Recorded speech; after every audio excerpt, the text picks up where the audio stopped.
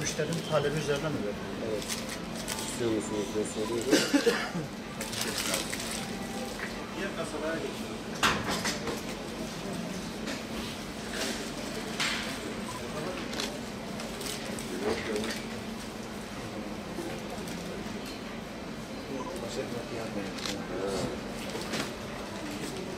Evet. Teşekkür ederim.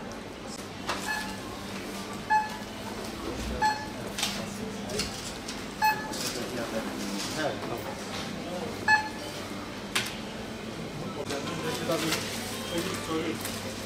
Poşet isterse veriyoruz. Zaten poşet talebinde bulunmuşlar, taşıyorlar. Poşet taşıyor. Poşetlerin fiyatları ne? 20. Hepsi aynı. Bunlar bu parçada bir vurabiliriz.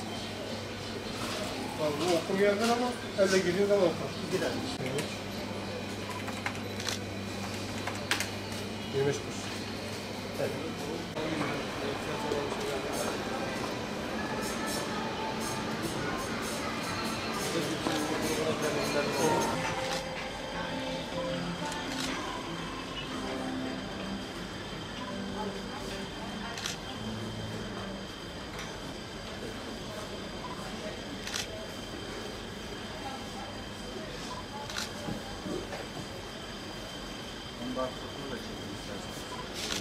Ben bir şey alabilir miyim? Sepet alabilir miyim? Birkaç ürün daha var. Sepet alabilir miyim? Kasadan da getireceğim. Fiyat.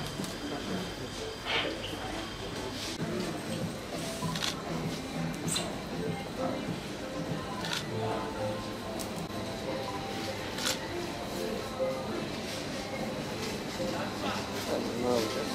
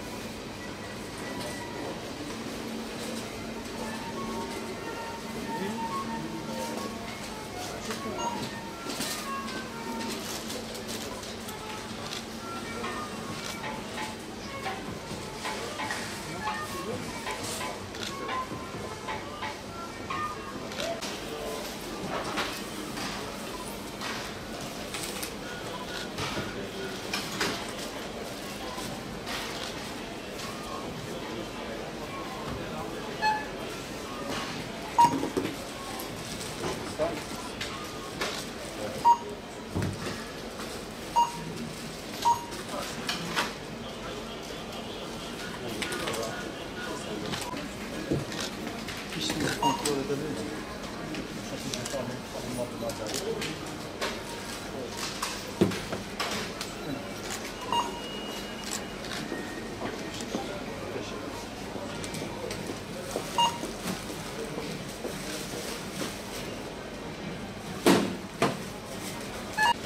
Pahalıdır. İndirseler iyidir. Yani alıyoruz. Ne 25 kadar? kuruş. Evet. Mecburuz alıyoruz. Ne kadar? Peki bu çevre temizliği ve geri dönüşüm amaçlı yapılan bir uygulama. İyidir. O çevre düzenlemesi iyidir. Poşetler çok temiz oluyor.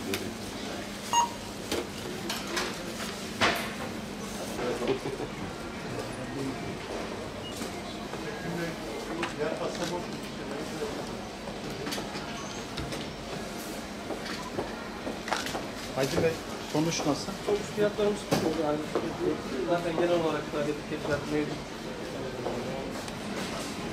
Teşekkür ederiz. Sağ olun. Çay içer mi fazla? Daha sonra rahatsız ederiz. Şu anda Değerli basın mensubu arkadaşlar, hoş geldiniz. Bilindiği üzere bazı kanunlarda ve çevre kanunlarda yapılan değişiklikle ilgili bu kanun kapsamında poşetlerin ücretlendirmeye tabi olması esasa bağlandı. Bu kanunu bizim bakanlık yürütmekte. Biz de il müdürlüğü olarak bunu takip etmekte, denetimlerimizi yapmaktayız. Kısaca bilgi vermek istiyorum.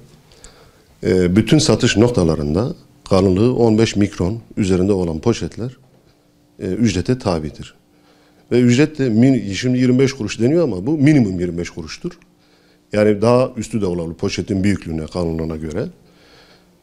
Biz de il müdürlüğü olarak denetimlerimizi yapmaktayız. Şu ana kadar 25-30 arası iş yerini denetlemiş bulunmaktayız. En son Sayın Valimizin talimatıyla Defterdar Bey'in koordinatörlüğünde Ticaret İl Müdürlüğü, Emniyet Müdürlüğü, Defterdar Müdürlüğü ve bizim müdürlüğün elemanlarından oluşturulan bir komisyon çalışmalarını hali hazırda yürütmektedir. Bu kanunu biz önemsiyoruz. Çünkü bir poşetin yüzyıllarca doğada kalındığı, yani çözülmeden kalındığı bilinmektedir. Dolayısıyla bunun önüne, çevre kirliliğinin önüne geçmek amacıyla, çevreyi daha temiz, daha yaşanabilir kılmak amacıyla bu kanunu önemsiyoruz. Gerek bakanlığımız, gerek biz önemsiyoruz ve bunu kamuoyuyla paylaşmamız, tanıtmamız, kamuoyunu da bunu hazırlamamız gerekmektedir.